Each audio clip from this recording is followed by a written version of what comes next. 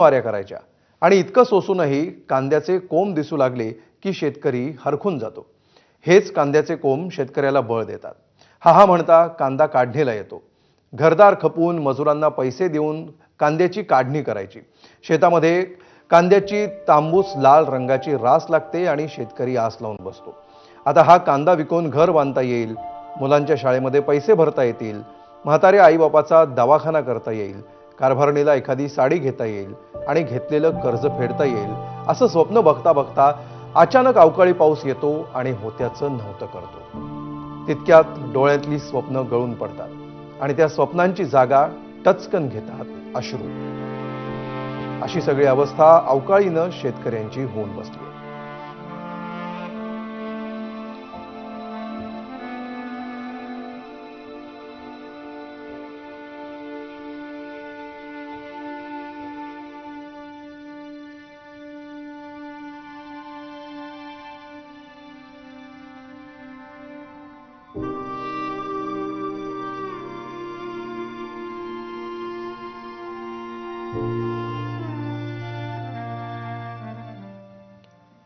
तर धाराशिवमध्ये गारपिटीमुळे शेतकरी उद्ध्वस्त झालाय।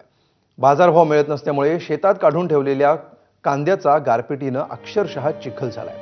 पावसामुळे कांद्याचा ढिगारा जागेवरच चढला। द्राक्षापाठोपाठ कांदा शेतीचं पावसानं मोठं नुकसान केलंय। पावसामुळे झालेल्या कांदा नुकसानीचा आढावा घेतलाय आमचे प्रतिनिधी अप्पासाहेब शेळके। गारपिटीचा सगळ्यात मोठा तडाखा बसलाय तो द्राक्ष उत्पादक शेतकरी आणि कांदा उत्पादक शेतकऱ्याला। अक्षरशः हा काढून ठेवलेला कांदा आहे की जो जाग्यावरच सडायला लागलाय, जाग्यावरच त्याचा चिखल झालाय। अगोदरच बाजारात भाव नाही आणि दुसरीकडे ही गारपिटीचा तडाखा, यामुळे कांदा उत्पादक शेतकऱ्याला डोळ्यात अक्षरशः पाणी आहे।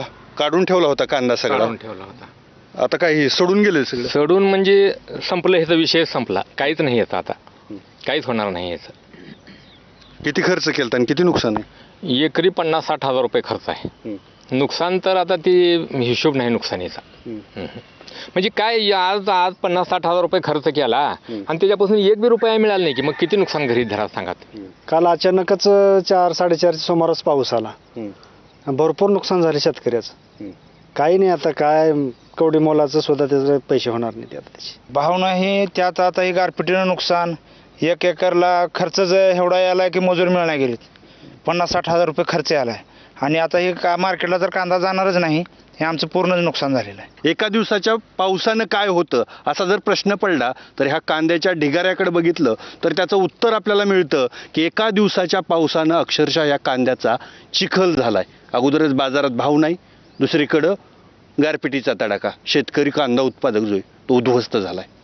अप्पासाहेब शेळके, एबीपी माझा, धाराशिव, लोहारा। तर धाराशिवमध्ये काढणीला आलेल्या द्राक्ष बागेला गारपिटीनं झोडपलंय। 2 दिवसांनी बाजारात विकल्या जाणाऱ्या द्राक्षांचा गारपिटीमुळे चिखल झालाय। द्राक्ष बागेतून आढावा घेतलाय आमचे प्रतिनिधी अप्पासाहेब शेळके।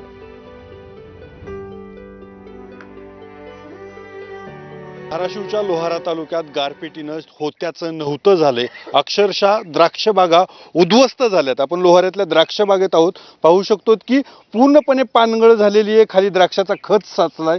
काल ही 2 ते 3 दिवसात द्राक्ष तोडणीला आलेले द्राक्ष होते, मात्र एका गारपिटीनं, एका पावसानं ही पूर्ण जमीनदोस्त झाली। वरवर जरी आपण पाहत असलो की थोडंसं फ्रेशपणा दिसतोय, पण ह्याला नीट पाहिलं तर आपल्या लक्षात येतो की पूर्णपणे कसे मणी याचे आहेत ते सडलेले आहेत जागच्या जागेवर। वरच्या बाजूनं या द्राक्षाच्या जी घड आहेत त्याच्या जवळपास 50 ते 60% जागेवर नासलेले आहेत आणि पुढच्या 2 ते 3 दिवसामध्ये उरलेले मणी सुद्धा नासण्याची भीती आहे, कारण पावसानं याचं पूर्णपणे नुकसान झालेलं आहे। हे द्राक्ष उत्पादक शेतकरी आपल्या सोबत आहेत।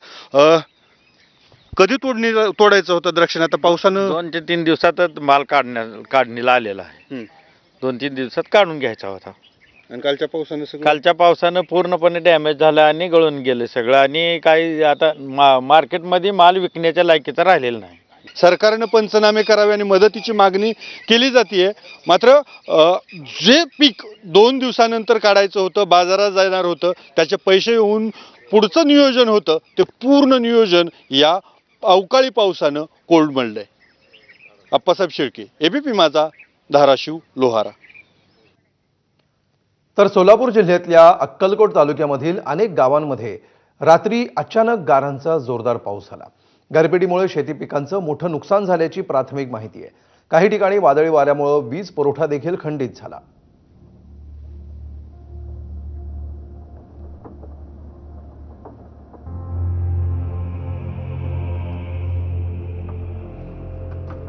तर लातूर जिल्ह्यातल्या काही भागामध्ये सुद्धा जोरदार अवकाळी पाऊस झालाय. या अवकाळीमुळे शेतकऱ्यांचं मोठं नुकसान झालंय.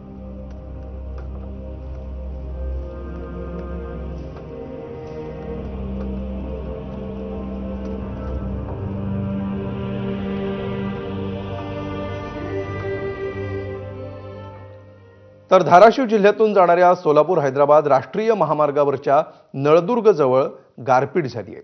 या महामार्गावर गारांचा अक्षरशः खच पडला.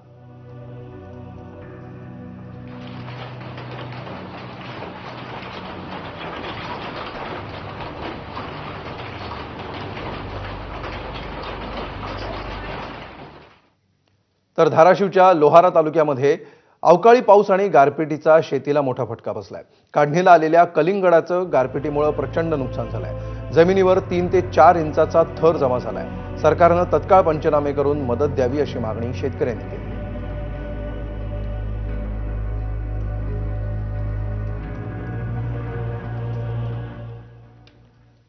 तर सांगली जिल्ह्याच्या मिरज शहरामध्ये वादळी वारे आणि गारपीट झाली. दिवसभर उष्ण वातावरण होतं आणि त्यानंतर जोरदार पाऊस झाला.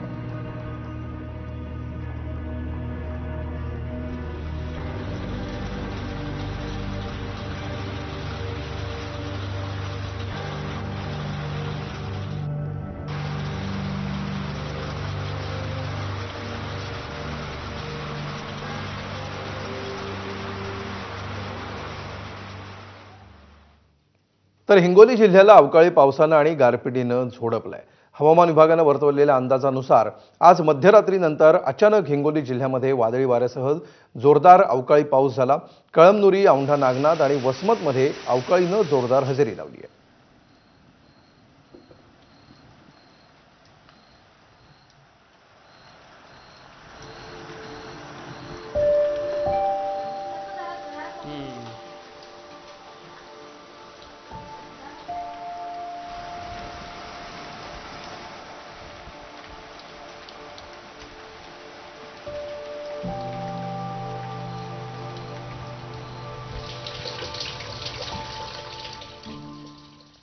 तर बीड जिल्ह्यातही अचानक विजांच्या कडकडाटासह गारपीट झाली. या अवकाळीचा पिकांना मोठा फटका बसला.